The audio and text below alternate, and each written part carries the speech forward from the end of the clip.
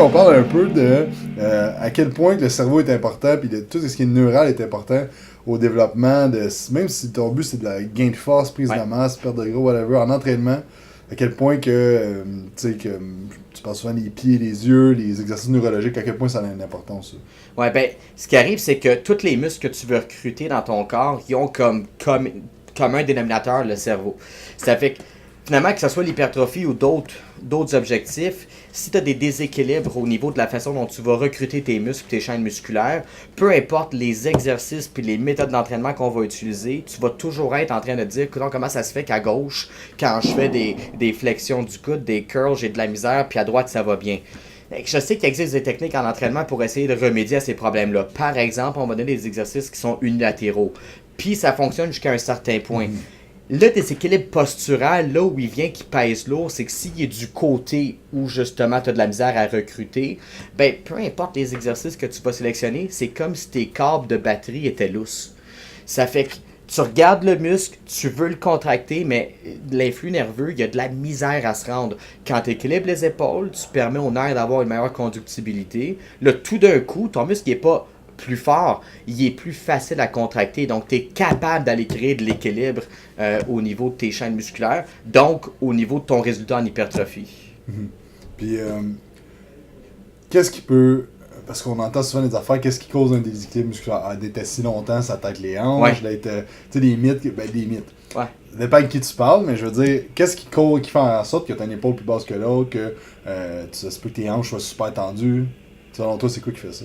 Je pense que tout le monde a un peu raison, puis c'est rare que je le dis comme ça parce que souvent je suis un peu plus cru, là. Mais c'est vrai que d'être assis toute la journée, c'est pas bon pour personne. Puis c'est vrai que ça peut créer des psoas qui sont tendus puis des fessiers qui sont désactivés. J'ai rien contre ces explications-là, sauf qu'à un moment donné, moi, après avoir répété ça pendant 5 à 6 ans à du monde, puis à voir qu'il y avait des gens qui étaient assis toute la journée qui n'avaient pas de problème, je me suis dit force d'admettre que ça peut pas être ça la cause. Ben c'est ça, c'est parce que pourquoi tout le monde est assis, mais tout le monde n'a pas ça, tu sais. Et voilà. Il y a quelqu'un que tout le monde peut être assis, puis les fessiers vont s'activer bien quand on va faire du deadlift, puis une autre personne va complètement être désactivée, tu sais.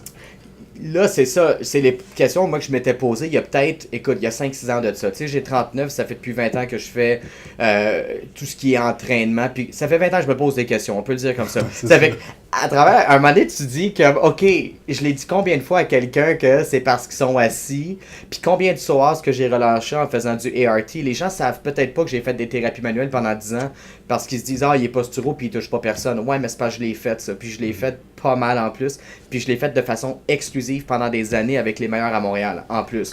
Ça fait que j'ai donné, là. Mais, c'est ça, il y a des gens qui sont assis qui n'ont pas de problème. C'est avec ce qu'on se rend compte, puis c'est un peu là où je suis rendu dans mon raisonnement, c'est qu'on a vraiment appris à tenir debout juste une fois dans notre vie, puis ça s'est fait entre 0 puis 1 an. Donc la majorité des équilibres que les gens ont aujourd'hui, là où je suis pas mal rendu dans ma compréhension, c'est qu'ils ont peut-être à peu près toujours eu. Un exemple bien concret, tu couches un enfant sur le dos qui a à peu près 2 semaines, la mère des fois peut te dire « Hey, mon enfant tourne la tête à droite plus facilement qu'à gauche. » Ça fait que, tu sais, quand j'ai un adulte dans mon bureau après ça qui a 24 ans, par exemple, c'est pas vieux 24 ans, mais qui a 24 ans puis qui me dit, écoute, quand je tourne à gauche, c'est plus difficile. À la limite, pour bien du monde, ça peut être que t'as, entre guillemets, toujours eu ça. Maintenant, t'as pas toujours eu mal parce que le corps, il est robuste, il est résilient, il est capable d'en prendre, mais à un moment donné, même sans avoir eu de trauma, tu peux te ramasser avec une tension musculaire que t'as avec ou sans entraînement. Tu te dis, crème, ça vient d'où ça? Puis là, tu commences à dire, je ferai plus tel exercice. Je ferai plus telle technique d'entraînement parce que quand je fais des basses répétitions, ça tire trop. Et ça, c'est ce que j'appelle vieillir prématurément, tu sais. Dans le sens que quand tu commences à dire comme être humain, je ferai plus telle affaire, c'est un choix, mais tu fais le choix de la mort.